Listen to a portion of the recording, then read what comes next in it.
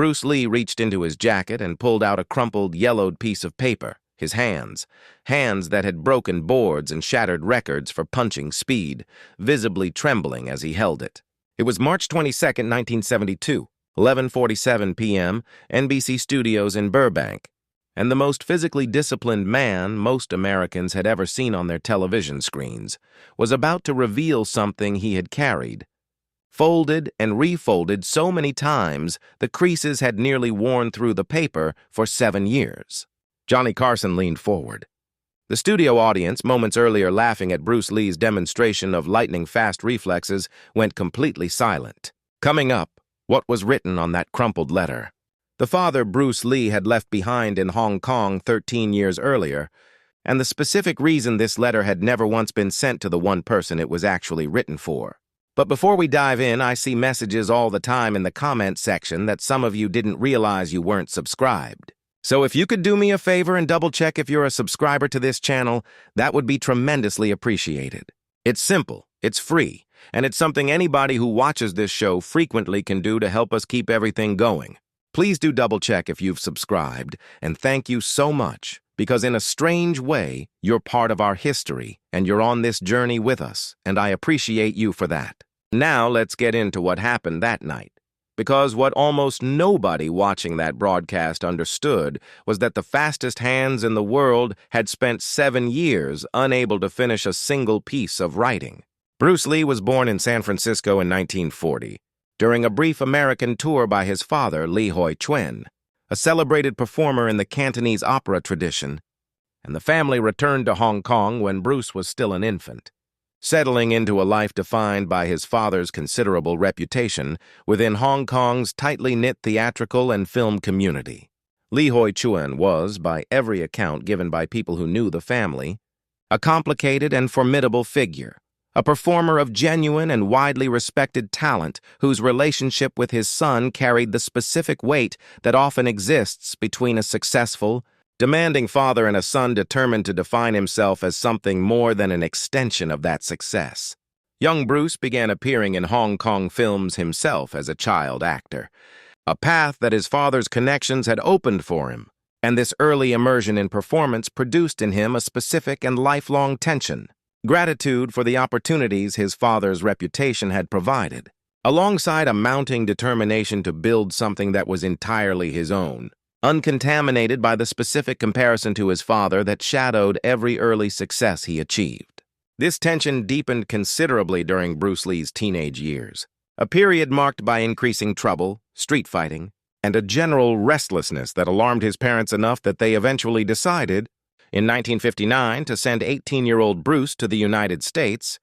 both to distance him from the specific troubles he had accumulated in Hong Kong and to give him access to opportunities his father believed the American context might offer more readily than Hong Kong's more limited entertainment industry could provide. The specific incidents that precipitated this decision deserve fuller documentation because they illuminate the exact texture of the relationship between father and son in those final years before Bruce's departure. Bruce had become involved during his mid-teenage years in a series of street confrontations connected to the specific martial arts training he had begun pursuing with increasing seriousness. Disputes that occasionally drew police attention and that placed his father, already a prominent and recognizable figure within Hong Kong's entertainment community, in the uncomfortable position of managing the public consequences of his son's reputation as a street fighter. Hoi-chuen, according to accounts given by family friends, responded to these incidents with a specific mixture of concern and disappointed frustration that Bruce experienced at 18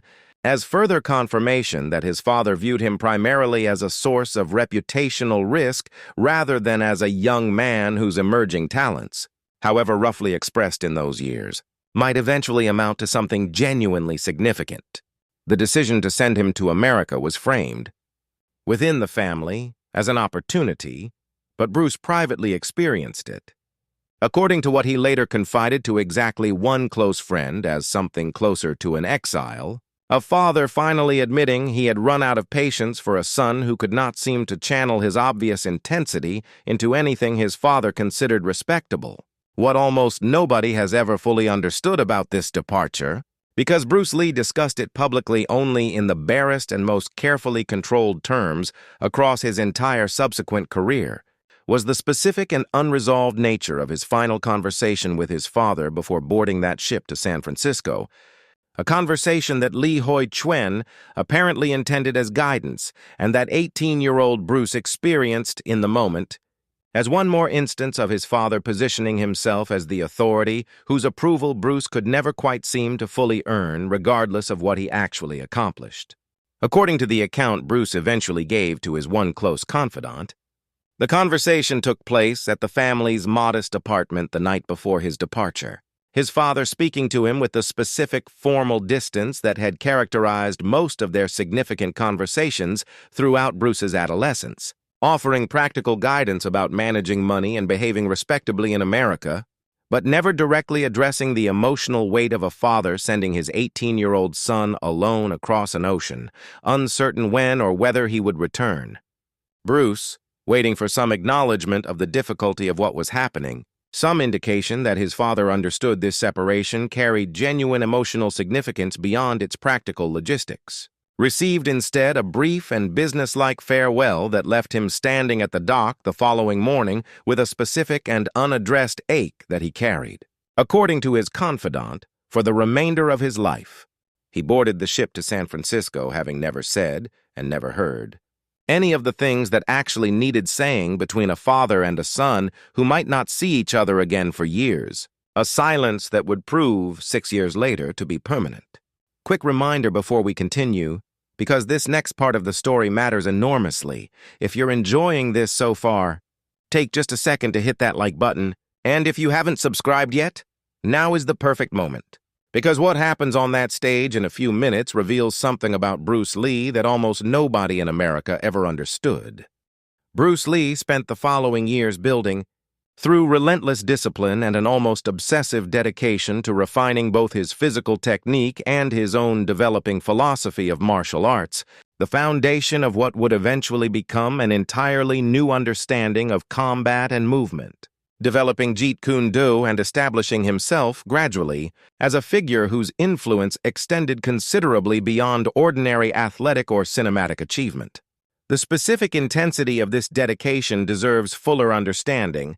because several people close to Bruce Lee during these years connected it directly, though usually only in retrospect, to the unresolved relationship with his father that continued to shape his internal life, even as his external circumstances changed dramatically. He trained with a specific and almost punishing rigor that former students and training partners described as exceeding even the considerable standards of professional martial artists they had encountered elsewhere, filling notebooks with detailed observations about body mechanics and combat philosophy, developing theories about movement and efficiency that would eventually influence martial arts practice worldwide for decades after his death. Several people who trained alongside him during this period noted a specific quality to his intensity that seemed to exceed ordinary professional ambition, a drive that one training partner later described as looking, in certain unguarded moments, less like the pursuit of excellence and more like an attempt to build something so undeniably significant that it would finally, retroactively, answer a question he had never gotten to ask his father directly: whether he had ever truly been enough exactly as he was, without needing to prove anything further. He enrolled at the University of Washington in Seattle, studying philosophy alongside his martial arts training, a combination that reflected his genuine intellectual seriousness about combat as something considerably more complex than mere physical technique. And it was during these years that he met Linda Emery, whom he would eventually marry, beginning the family life that would eventually include 2 children, Brandon and Shannon. His early attempts to establish himself professionally in America met with the specific and grinding difficulty familiar to any immigrant attempting to build a career in show business, a series of modest television appearances and supporting roles that showcased his talent without yet producing the singular stardom that would eventually define his legacy. Throughout these years of professional struggle, according to his one confidant on the subject, Bruce continued adding, occasionally, to the unfinished letter to his father, moments of professional disappointment or unexpected success, both triggering in different ways, the same underlying wish that his father could somehow witness what he was building and offer some version of the acknowledgement that had felt so consistently withheld throughout Bruce's childhood and adolescence. He married, started a family, and built a career that, by the early 1970s, had begun generating the kind of attention that would eventually make him one of the most recognizable and most influential performers of his generation. Throughout these years of building, according to people close to him, Bruce maintained a correspondence with his family in Hong Kong that was, by his own private assessment, shared with exactly one friend late in his life, considerably thinner and more guarded than he believed it should have been. Letters that reported accomplishments and career milestones but that rarely, if ever, addressed the specific unresolved tension that had colored his departure from Hong Kong 13 years earlier. Hoi-chuen died in February of 1965. In Hong Kong, while Bruce Lee was in the United States, deeply immersed in the early struggles of building an acting career that had not yet produced anything resembling the success that would eventually make his name famous worldwide. Bruce did not make it back to Hong Kong before his father's death, a fact that he apparently carried as a specific and permanent private grief for the remainder of his own life, compounded by the particular guilt of understanding that the exact conversation he had always privately hoped to eventually have with his father, the conversation where he might finally explain the complicated mixture of gratitude and resentment that had defined so much of their relationship, had now become permanently impossible. In the weeks following his father's death, according to the one friend Bruce eventually confided in about this period, he began writing a letter addressed directly to his father, an attempt to finally put into words everything he had never managed to say directly while his father was alive to hear it. He never finished it. The specific difficulty of finishing this letter, according to what Bruce eventually described, was not a matter of insufficient time or attention, but something considerably more complicated, a genuine uncertainty about what the letter was actually supposed to accomplish now that the person it was addressed to could no longer read it or respond to it. He would write for several pages during a particular evening of concentrated grief, then set it aside for months, occasionally returning to it during moments when the specific unfinished quality of his relationship with his father resurfaced unexpectedly, perhaps triggered by a career milestone he wished he could have shared with him, or a private moment when he found himself instinctively wanting his father's opinion on some decision, only to remember freshly and painfully that this was no longer possible. Each time he returned to the letter, he found himself uncertain whether to continue the version he had already written or to begin again entirely. And this uncertainty, compounding across 7 years, produced not a finished document but an increasingly crumpled and reworked fragment,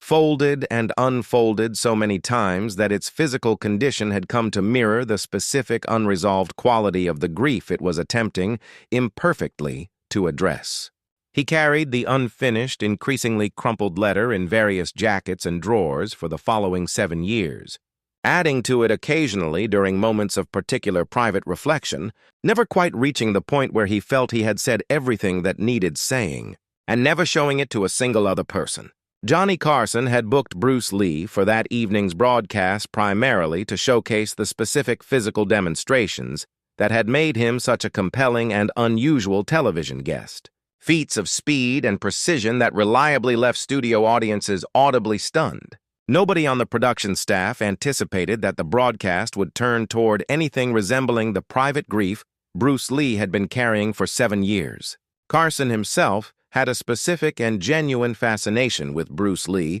that extended beyond the ordinary professional interest a host might have in a compelling guest, having watched, in previous appearances, a level of physical control and precision that he privately described to a producer as unlike anything he had witnessed from any other guest in his years of hosting. He was also, according to people who worked closely with him,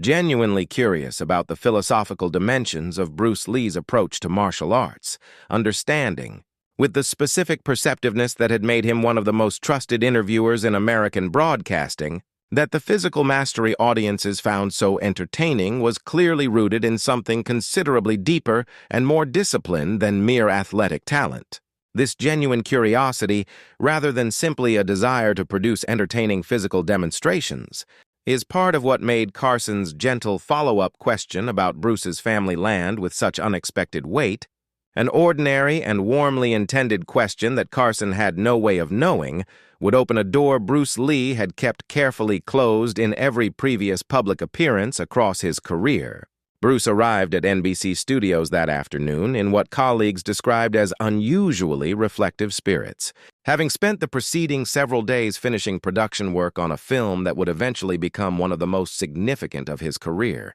a milestone that had apparently triggered, according to a friend who spoke with him that week, an unexpected wave of thinking about his father and about everything that remained unresolved between them. Bruce arrived at NBC Studios that afternoon, accompanied by a small entourage that included a training partner who had known him for several years, and this training partner later recalled that Bruce had seemed,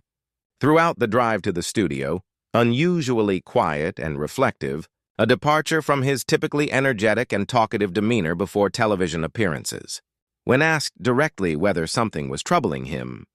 Bruce had apparently said only that he had been thinking about his father more than usual that week. Without elaborating further, a comment his training partner did not press given Bruce's generally private relationship to anything touching on his family history in Hong Kong.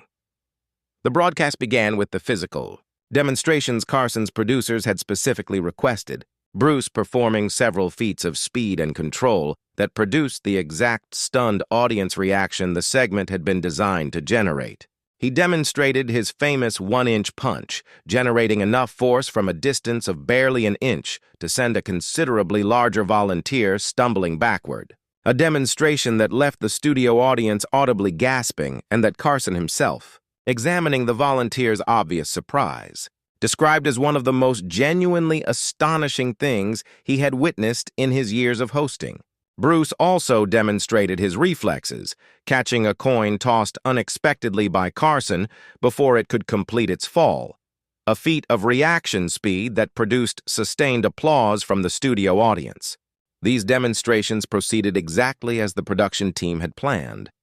generating the specific quality of stunned entertainment that had made Bruce Lee's previous television appearances so memorable and had led to his booking for this broadcast in the first place.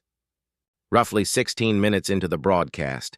during a quieter conversational portion following the physical demonstrations, Carson asked, with entirely innocent curiosity, whether Bruce's family in Hong Kong was proud of what he had built in America. Do not miss what happens next, because it is the moment this entire story has been building toward. Bruce Lee was quiet for a moment, and several people present described a specific shift in his posture, the coiled physical readiness that had defined every previous minute of the broadcast, giving way to something considerably stiller and more inward, a stillness that the show's director, watching through the control room monitors, later said felt entirely different in quality from the controlled physical stillness Bruce demonstrated during his martial arts segments, something considerably more vulnerable and considerably less intentional. He said that his mother was, and that he hoped his father would have been as well, though he said this with a specific carefulness that Carson, reading the room with the instinct that had made him the most trusted interviewer in American television, recognized as concealing something considerably more complicated underneath. Carson asked, gently, whether Bruce's father had lived to see any of his success. Bruce said no, that his father had died in 1965, before any of it had really begun. What happened next surprised everyone present, including, according to people who knew him well, Bruce Lee himself. He reached into the inside pocket of his jacket, a gesture that appeared in the moment almost involuntary,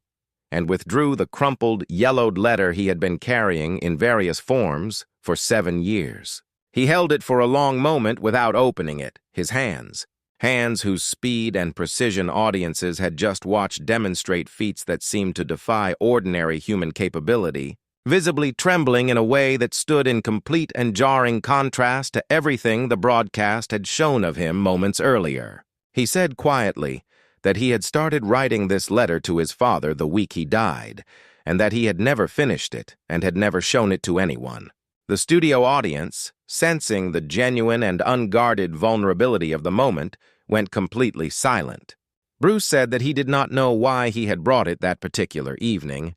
that he had simply put it in his jacket that morning without fully deciding what he intended to do with it, and that something about the conversation happening on that stage had made him feel, for the first time in 7 years, that perhaps it deserved to exist somewhere beyond the private drawer where it had been kept. Unfinished since 1965. Johnny Carson, understanding the specific weight of the moment, asked gently whether Bruce wanted to share any part of what he had written.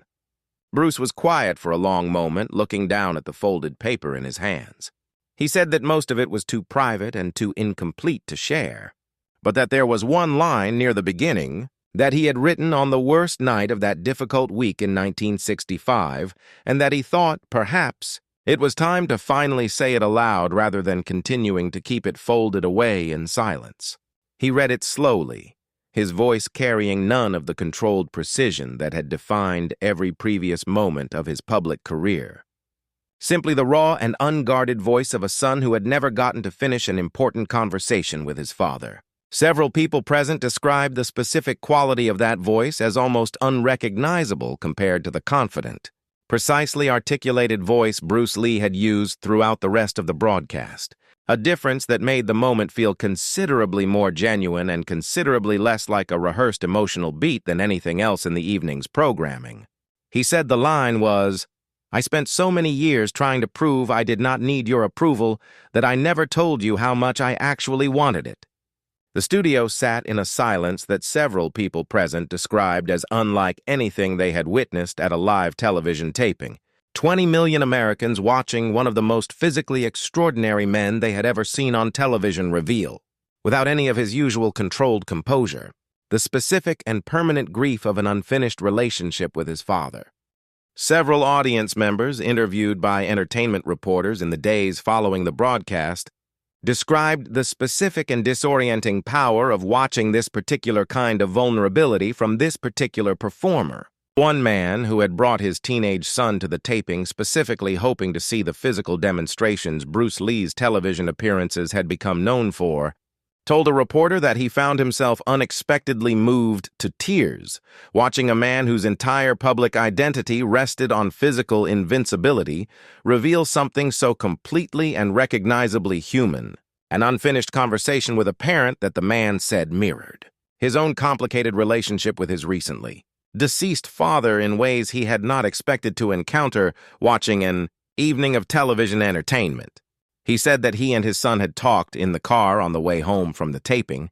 about conversations they had both been avoiding, a small but genuine consequence of witnessing Bruce Lee's unguarded honesty on that stage. Bruce Lee folded the letter carefully and placed it back in his jacket pocket, close to his chest, and said quietly that he intended to finally finish it that evening when he returned home, 7 years after he had started it. NBC's switchboard, according to production staff who monitored it, received an unusually high volume of calls in the days following the broadcast. Viewers writing specifically to describe their own unfinished conversations with parents they had lost, moved by watching someone whose public persona rested so completely on controlled physical mastery reveal, so unguardedly, the specific and universal grief of words that had come too late. Several of these callers, according to the production staff member who logged responses that week, specifically mentioned the particular power of watching this vulnerability from a performer whose entire public identity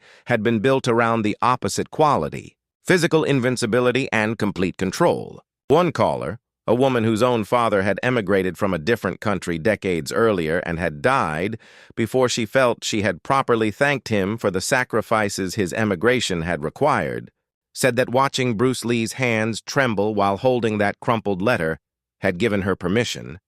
for the first time, to write a similar letter of her own, understanding that the letter itself mattered considerably more than whether its intended recipient would ever read it. This response, echoed across dozens of similar calls and letters received by NBC in the following weeks, suggested that what had happened on that Tonight Show stage had touched something considerably larger than the specific story of one remarkable performer.